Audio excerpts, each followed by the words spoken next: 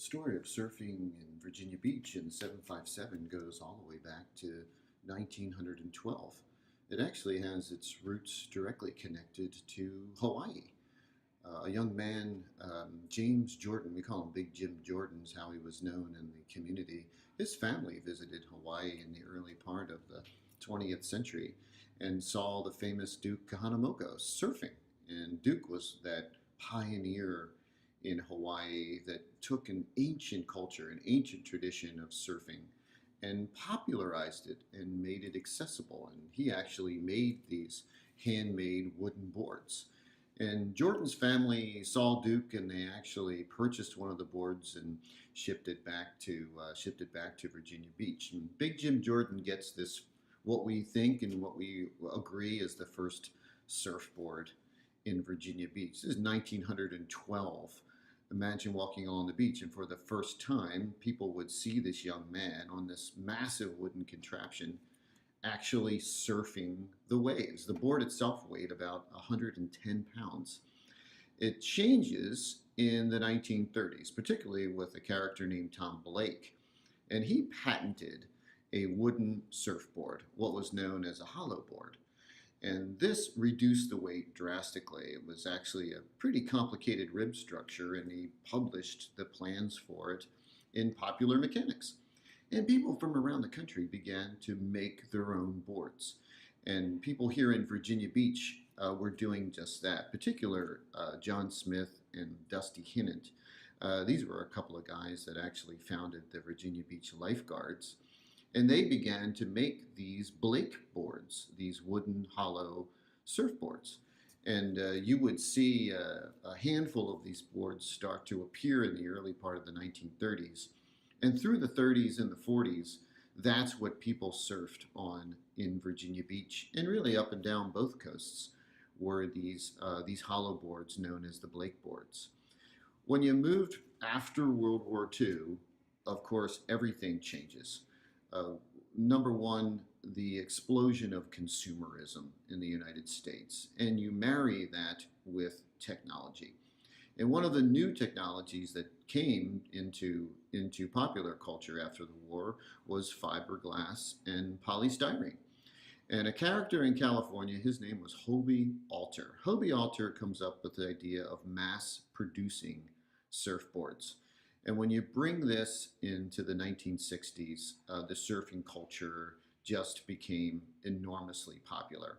Now the boards were super light, they were super affordable, and what started to pop up in California first was something that we take for granted today, and that is the surf shop.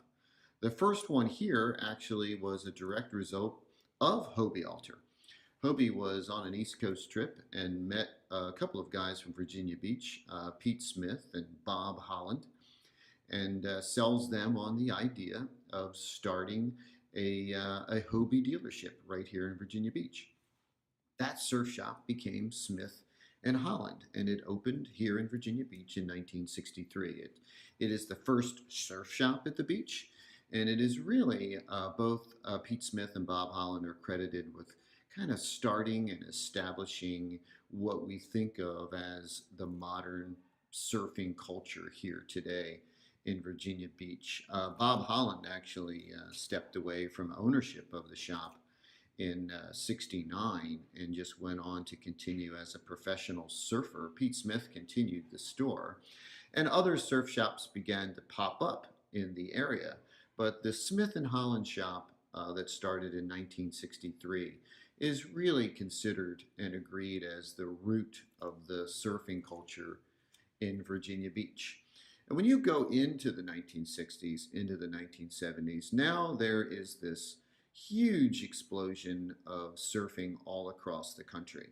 You think of surfing as coming from California, and that's correct. That's where the first surf contests were being held. That's where the culture really was being driven. And you see it migrate to the East Coast. And that happens in the very early part of the 1960s. And one of the first contests held on the East Coast was actually up in Long Island. It was at Gilgo Beach in 1962. And both Bob and Pete Smith, Bob Holland and Pete Smith, went with a number of surfers from Virginia Beach to that show.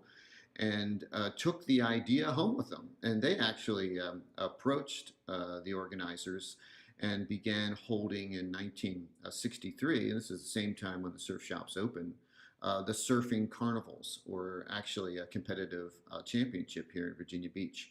And very quickly, it only took 2 years for the surfing carnivals to actually become called the East Coast Surfing Championships. You hear it listed all the time as ECSC.